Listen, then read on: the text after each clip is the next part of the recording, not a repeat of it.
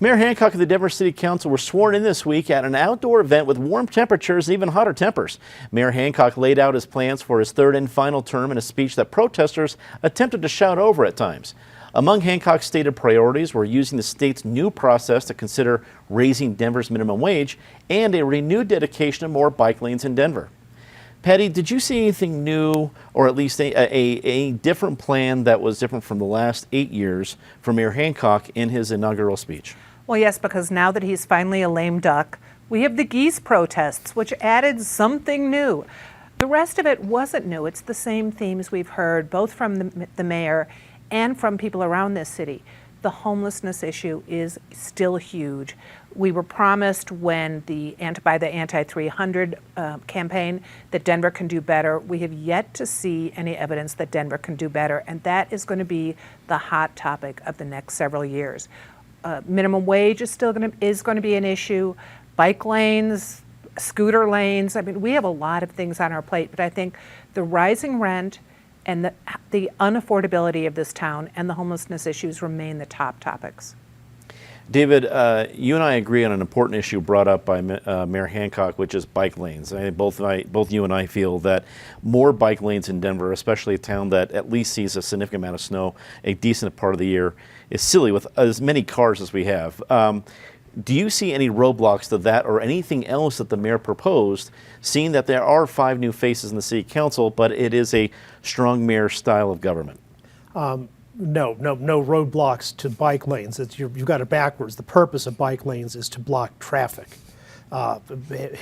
Hancock is the most anti-commuter, anti-traffic mayor we've ever had. The only guy ever as mayor has actually tried to cause traffic jams. So saying he's got a renewed dedication to bike lanes, that's like John Caldera renewing his commitment to pasta. You're really strong enough on it to begin with. You don't need to amp it up even more. But he's also got an innovative solution to overcrowding and the housing crunch in Denver. Is raising the local minimum wage will benefit some workers, but harm many more by destroying jobs. And so when those people don't have jobs anymore, then they'll have to leave, and that'll reduce the supply and demand pressures on housing. Ed, you were there. This is your story that we used to build this topic. What do we need to know about what happened at the inaugural speech? Well, I'll tell you what surprised me. Ever since Hancock was reelected, like literally minutes after it was official, he was using a line with the press saying, "I've been told not to waste a third term. This is the chance to go out and do bold things, to keep in line with the voters, but maybe take steps that wouldn't go over quite as well in support of your vision that the voters just backed." I was really surprised to see how lacking in boldness this speech was. And I mean, you talk about, yes, his transportation was, let's do what we've been doing. His jobs pitch was, let's work more to create more women and more minority jobs, which we've been doing. Homelessness was, let's do it a little quicker. Affordable housing, we had this very big line saying, if the market won't correct itself, we will. And when I asked afterward about that, he said, oh, I just mean that we'll keep working on affordable housing credits and some of the things we've been doing. I think Hancock doesn't know what to expect going into this term. He lost a substantial portion of his allies on council, the people who would run through the wall even if it cost them their jobs.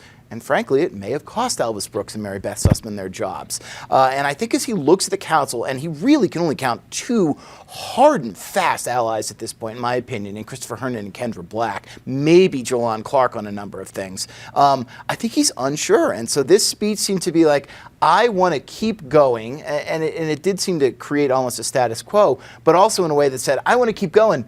Is that okay with everyone?